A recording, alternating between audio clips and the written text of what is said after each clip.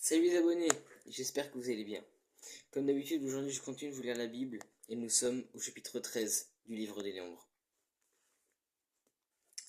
Des espions en Canaan.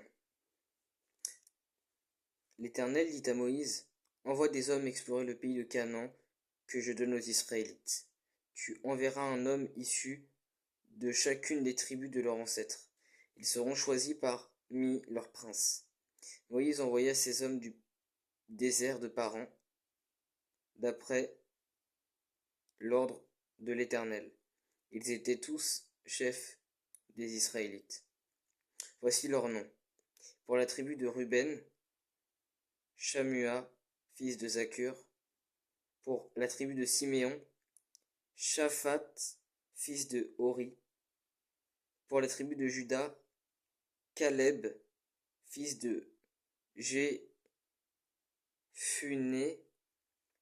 Pour la tribu d'Issachar, Jigual, fils de Joseph. Pour la tribu d'Éphraïm, Osée, fils de Noun.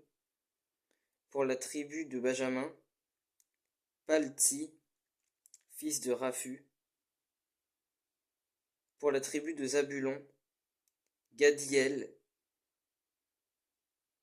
fils de Sodi. Pour la tribu de Joseph, la tribu de Manassé, Gadi, fils de Suzi. Pour la tribu de Dan, Amiel, fils de Guémali.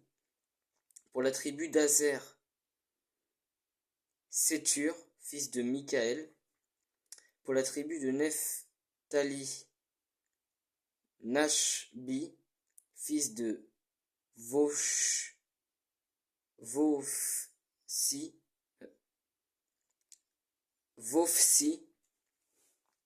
Pour la tribu de Gad, Guéhuel, fils de Maki.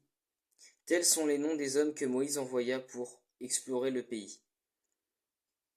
Moïse donna à Osée, fils de Noun, le nom de Josué, qui signifiait respectivement salut.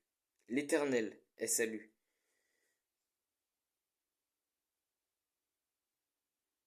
Moïse les envoya explorer le pays de Canaan. Il leur dit, montez ici par le sud, montez sur la montagne et examinez le pays. Vous examinerez comment il est. Quel est le peuple qui l'habite, s'il est fort ou faible, s'il est nombreux ou non. Vous examinerez quel genre de pays il habite. S'il est bon ou mauvais, quel genre de ville ils habitent, si elles sont ouvertes ou fortifiées. Vous examinerez aussi comment est le terrain, s'il est fertile ou pauvre. Il y a des arbres ou non. Armez-vous de courage et prenez des fruits du pays. C'était l'époque des premiers raisins. Ces hommes montèrent et explorèrent le pays depuis le désert de Tsin jusqu'à Rehob, sur le chemin de Hamath.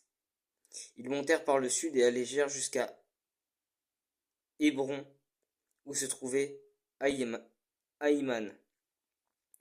Sheshai et Talmaï, les descendants d'Anak. Hébron avait été construit 7 ans avant Tsoan en Égypte. Ils arrivèrent jusqu'à la vallée d'Eshcol, où ils coupèrent une branche de vigne avec une grappe de raisin. Ils la portèrent à deux au moyen d'une perche. Ils prirent aussi des grenades et des figues. On appela cette vallée d'Eshcol à cause de la grappe que les Israélites y coupèrent. Ils furent de retour de l'exploration du pays au bout de 40 jours. À leur arrivée, ils se rendirent auprès de Moïse, d'Aaron et de toute l'assemblée des Israélites à Kadès, dans le désert de Paran. Ils leur firent un rapport ainsi qu'à toute l'assemblée, et ils leur montrèrent les fruits du pays. Voici ce qu'ils racontèrent à Moïse. Nous sommes allés dans le pays où tu nous as envoyés.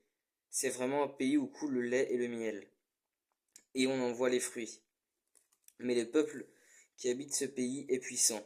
Les villes sont fortifiées, très grandes. Nous y avons vu des descendants d'Anak, les Amalécites, habitent la région du sud. Les Hittites, les Jébusiens et les Amoréens habitent la montagne, et les Cananéens habitent au bord de la mer, Méditerranée et le long du Jourdain. Caleb fit taire le peuple qui murmurait contre Moïse. Il dit, montons, emparons-nous du pays, nous y serons vainqueurs.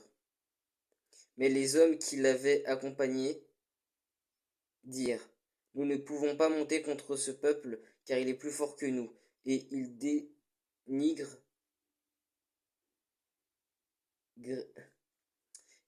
dénigrèrent devant les Israélites le pays qu'ils avaient exploré.